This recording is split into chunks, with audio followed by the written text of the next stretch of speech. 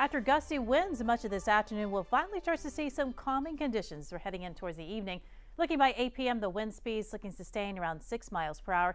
And it's going to be clear and cold tonight as temperatures headed down into the upper 30s.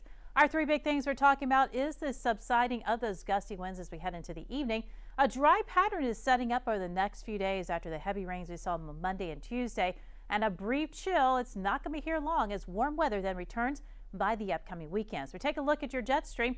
Here it is, the brief cool downs, that jet dipping straight on down even into Thursday. But watch what happens then as we go into the weekend. That large ridge back to the west of us shifts onto the east. As it does, we get underneath the warmer sector of the jet, and that means our warm air returns with highs back into the 70s and 80s coming up into the weekend and even into early next week. So back to a more warmer pattern for this time of year. But otherwise, pretty quiet. Looking at your surface map, area high pressure back to the west of us.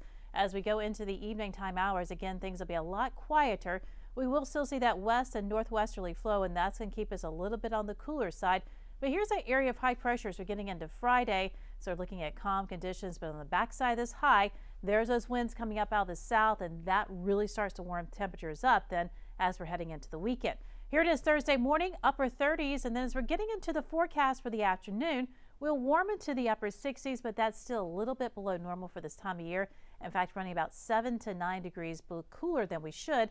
Highs then on Friday back into the low 70s. As you take a look at your extended forecast, we're warming up into the upper 70s on Saturday, low 80s in on Sunday.